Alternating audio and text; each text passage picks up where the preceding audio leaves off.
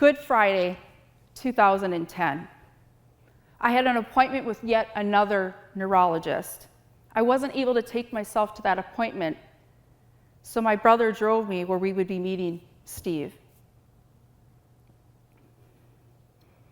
We both knew that there was no way I would be able to walk into that appointment, even with his help.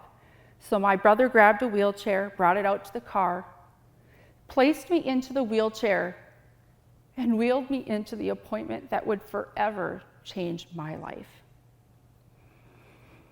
Like I said, we had met Steve back there, and as we were sitting with the neurologist, my brother talked a lot about what it was like as a child with me having so many limitations. And Steve talked about all the limitations I faced as a disabled mom trying to take care of our family. And she asked to see me walk, and so Steve practically half carried me out into the hallway and dragged me along as I had my funny walk and could not take very many steps at all because I was so fatigued and spastic. So he set me back down in the examination room in the chair and said, "It's as though someone presses a reset button when Jean gets a good night of sleep." The doctor's face lit up like a child on Christmas morning and started talking really, really fast. "What if I told you that I don't think you have spastic diplegia cerebral palsy, but you have dopa-responsive dystonia with the correct medication? You'll be able to walk from point A to point B without even thinking about it." And then she started imitating my walk. It was like she was a kid from middle school all over again, imitating my walk. But ended up on the other side, tall and strong. It was like she had gone from the Hunchback of Notre Dame to the newly crowned Miss America, and all I could think of is, this lady is crazy. She thinks this one little pill is going to change my life?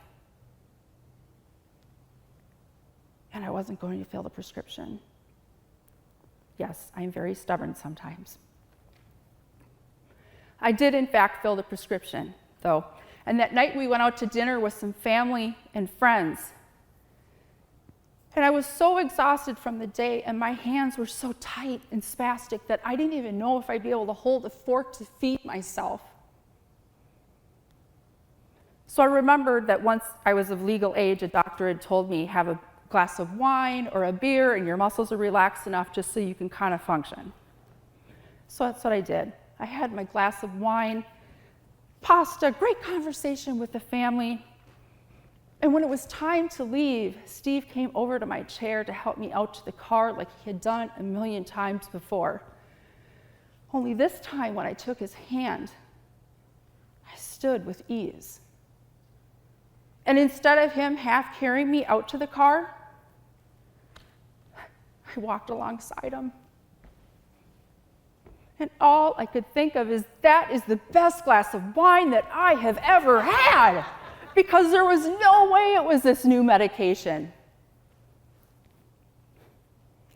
But on Easter Sunday, 3 days later, when I was standing in the parking lot waiting for the Easter egg hunt to start all by myself, I was scared. There was a lot of fear. I thought, I'm going to fall. I can't do this. And then a calmness came over me.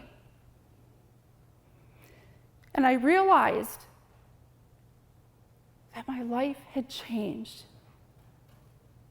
that our lives had changed.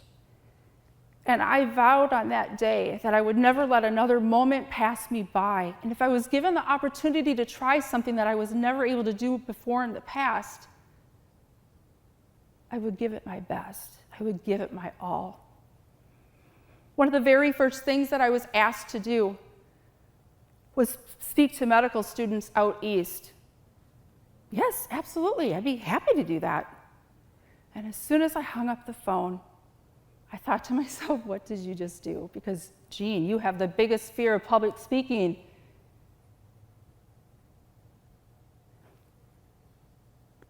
But what I realized after I gave that talk and how much they enjoyed it and how much I enjoyed touching the lives of others,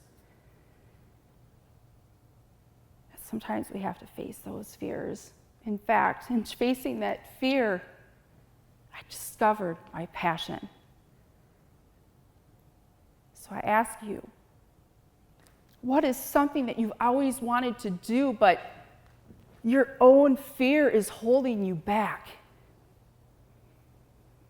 Step out of your comfort zone. Take the leap. If you can't bet on yourself, how can you expect others to?